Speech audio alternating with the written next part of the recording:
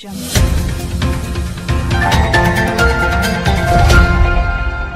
Audio Jungle. Hemos visto mucha actividad en tu página del Facebook. Yo creo que ahorita el Facebook en cuestiones políticas se ha convertido en una herramienta básica de cualquier político, de cualquier funcionario público. Sí. Y hemos visto ahí proyectos muy interesantes, mucha actividad en tu comisión, la de Frontera Norte. Sí, cómo no. ¿Verdad? Nos gusta pues que de alguna manera estés informando a la gente sobre tu trabajo, ¿verdad? Sí. Fíjate que el trabajo en el Senado de la República sí ha sido un trabajo muy arduo, y efectivamente en la Comisión de Frontera Norte, pues ahora por la condición de la relación con Estados Unidos y todo este entorno, pues se vuelve mucho más activa.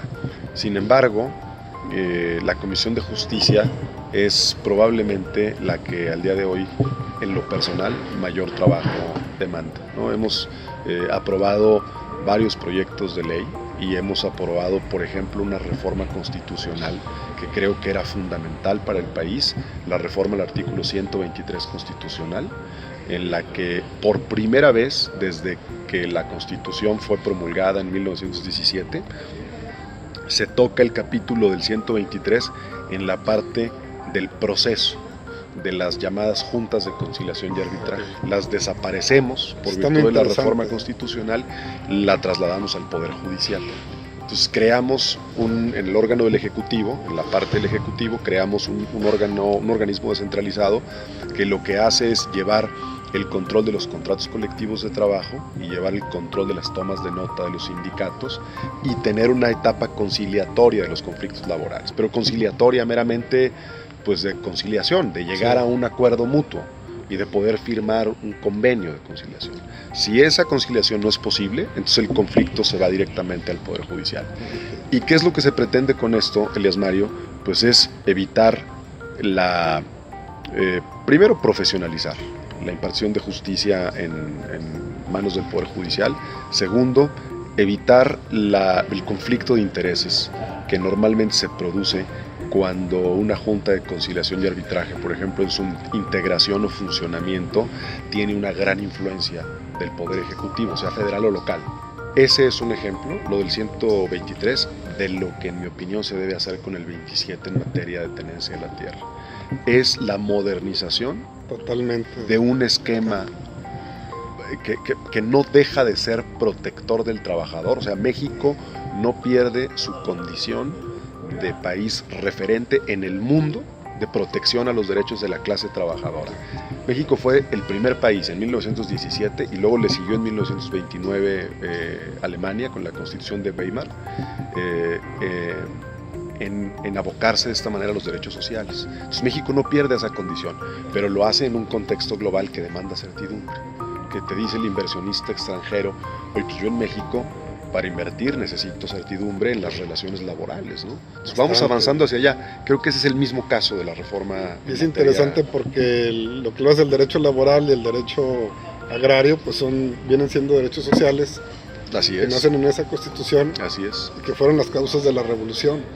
Que fueron las causas, ambos derechos. Claro, es la causa central. Así estás tocando dos puntos muy, muy interesantes. Así es. Y sobre todo que en México, pues todos lo sabemos, no es nada, ningún secreto, que el campo pues es un diamante en bruto que no hemos sabido capitalizar, así como la industria maderera.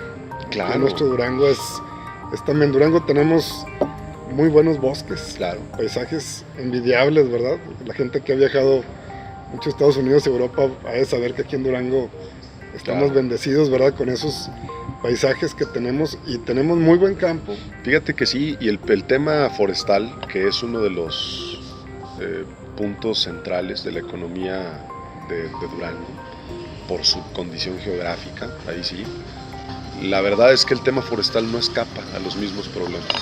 Básicamente está ligado al problema del ejido, básicamente está ligado al problema de la falta de seguridad o de certidumbre para el inversionista. Además hay otros asuntos en el tema forestal, pero son asuntos que son atendibles, o sea, se pueden resolver. Por ejemplo, el que tiene que ver con la administración del bosque. Me parece que hay programas ya a nivel mundial que te demuestran que una adecuada administración en la explotación de los bosques realmente te da como resultado la regeneración del bosque y te da como resultado un orden en la explotación misma, que pues te da certidumbre en el precio de la materia prima, te da una visión de largo plazo como productor maderero a nivel mundial, en fin, evitas una serie de problemas que tienen que ver con la deforestación o con la tala Que antes sí indiscriminada. se veía Claro. mucho y ahora se ha controlado.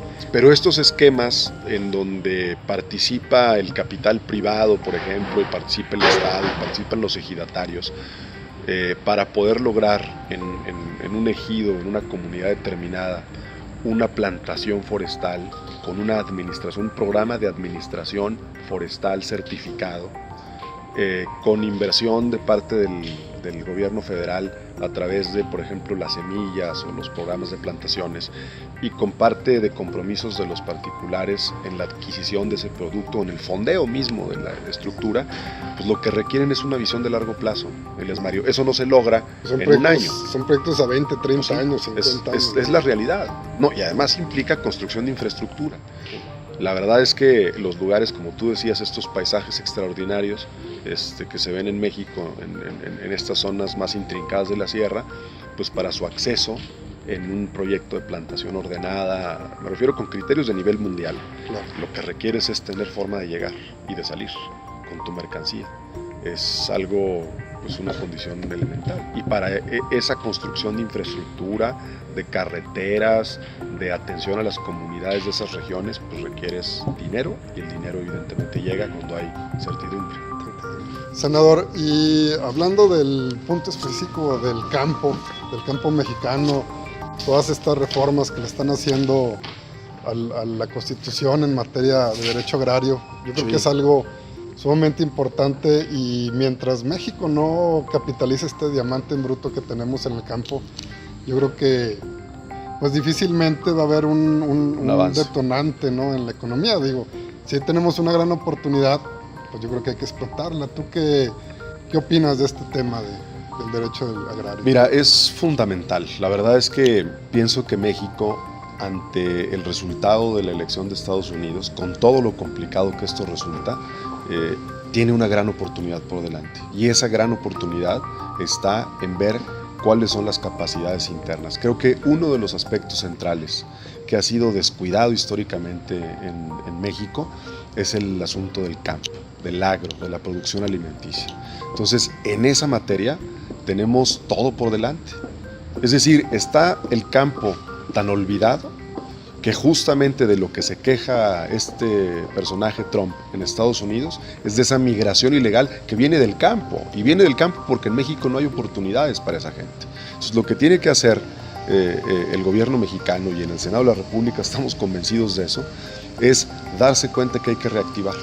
Y en nuestra opinión, por lo menos en la de un servidor, para reactivar la producción del campo se requiere brindar certidumbre.